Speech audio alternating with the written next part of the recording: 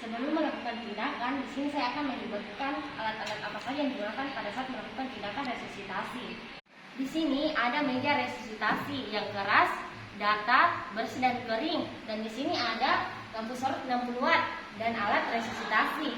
Alat resusitasi yang pertama itu ada balon dan sungkup, yang kedua itu ada tabung dan sungkup. Lalu ada bengku atau nirback dan kom berisi deli isap dan deli karet. Dan di kom ini ada kapas GTT dan ada partuset. Dan ada obat-obatan yang itu di dalamnya ada vitamin K, oksitosin, salep mata, sama Habinol. Di sini ada 2 selimut untuk bayi dan 1 selimut untuk mengganjal bahu bayi. Dan di sini ada persiapan untuk petugas, yaitu ada celemek, ada kacamata, ada nurse cap, ada sepatu boot, ada handscoon, dan ada masker.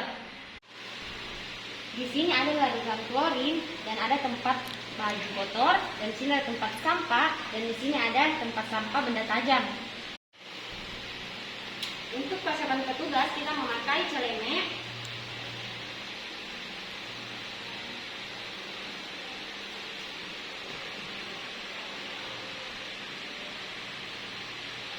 masker, nurse cap, dan kacamata, dan memakai sepatu boot, dan mencuci tangan di air yang mengalir.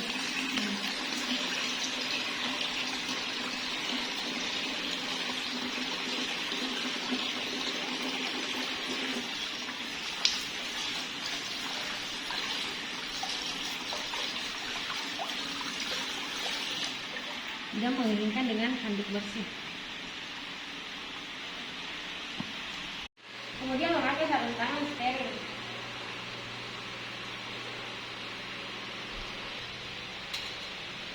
Setelah kita memakai APD lengkap, kita mempersiapkan ruangan, yaitu ada ruangan yang bersih, terang, dan tertutup untuk menjaga privasi pasien.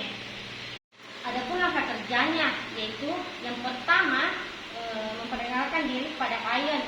Yang kedua itu menjelaskan maksud dan tujuan dilakukannya tindakan. Yang ketiga itu menjaga privasi, dan yang keempat itu menggunakan bahasa yang mudah dimengerti. Yang kelima itu tetap melakukan komunikasi pada saat melakukan tindakan. Yang begini kan? Penilaian bayi sebelum lahir. Yang pertama itu, apakah kehamilannya cukup bulan? Apakah air ketuban jernih, tidak bercampur mekonium?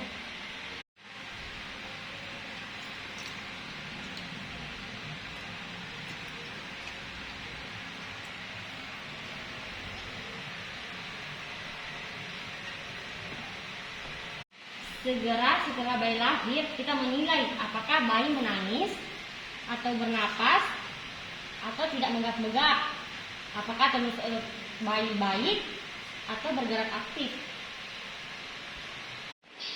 Di sini keadaan bayi tidak bernapas dengan baik atau megap-megap dan tonus otot tidak bergerak aktif, maka dia didiagnosis bayi mengalami asfiksia. Kemudian segera memotong tali pusat.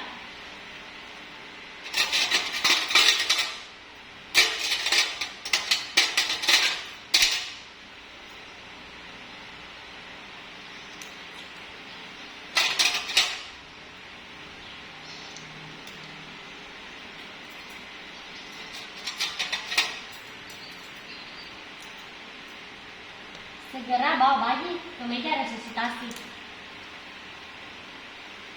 Posisikan bayi menghidu, yaitu kepala sedikit ekstensi dengan mengganjal bahu dengan kain dengan ketebalan 3 cm.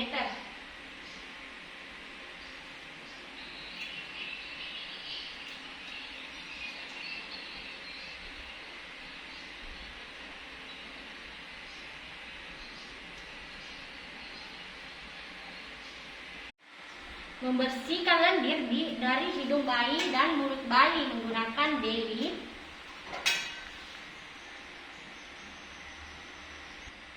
Pada bagian mulut, kedalamannya 5 cm.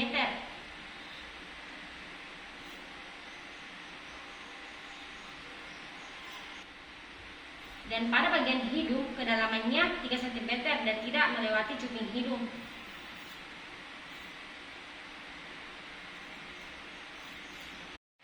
Keringkan dan berikan rasa taktil pada bayi, muka, badan, tangan, dan kaki, dan berikan rasa taktil. Dan belakang, berikan rasa taktil.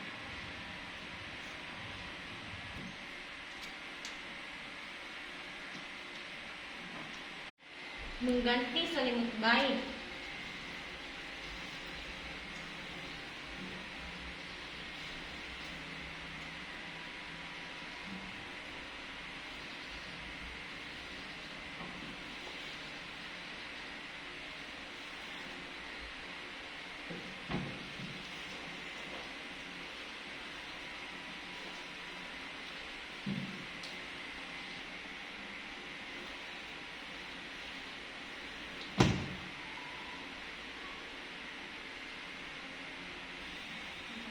Reposisikan kembali ke kepala bayi, posisi menghidung.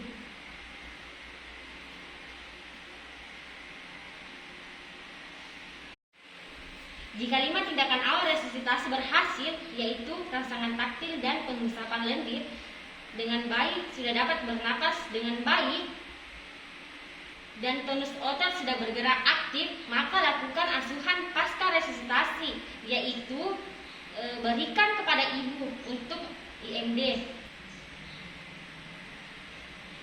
Jika 5 tindakan awal resusitasi tidak berhasil, bayi belum bernapas spontan atau menggap-menggap, maka lakukan tahap kedua resusitasi atau ventilasi. Ubah posisi bayi untuk dilakukan tindakan resusitasi.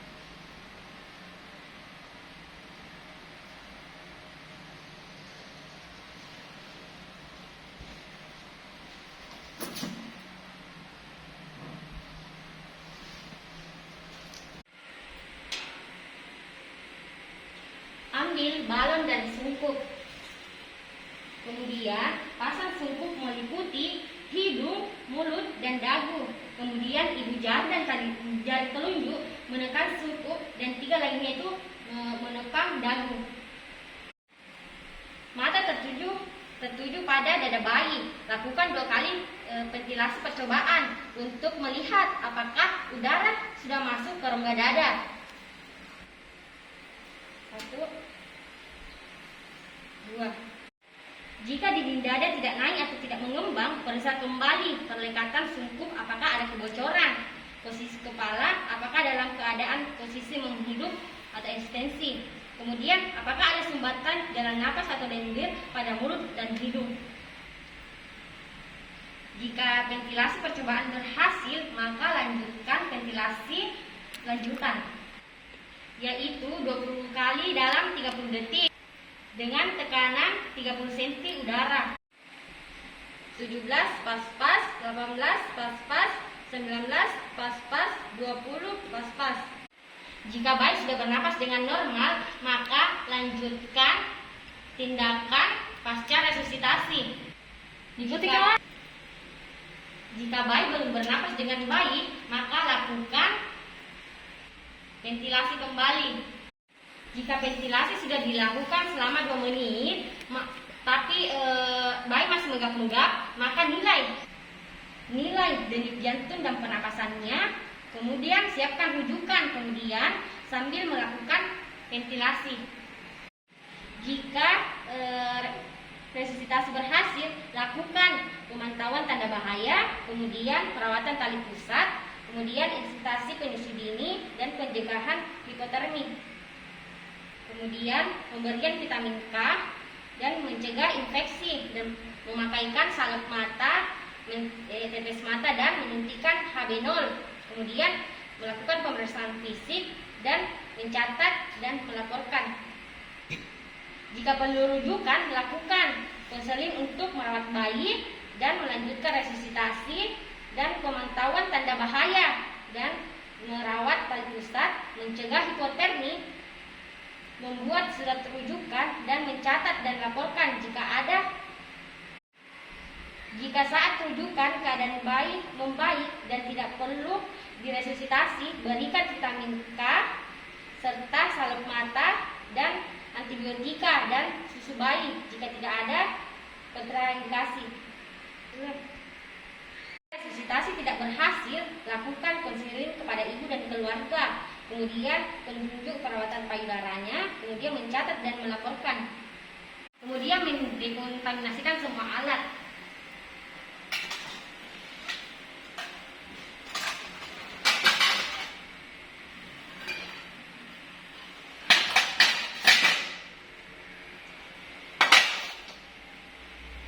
Dan membuka APD.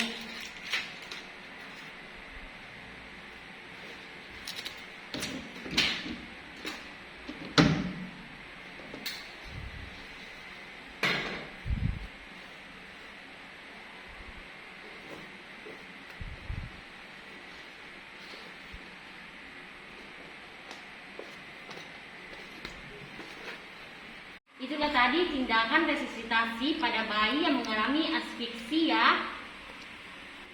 Lebih kurangnya mohon dimaafkan. Wabillahi taufiq wal hidayah. Wassalamualaikum warahmatullahi wabarakatuh.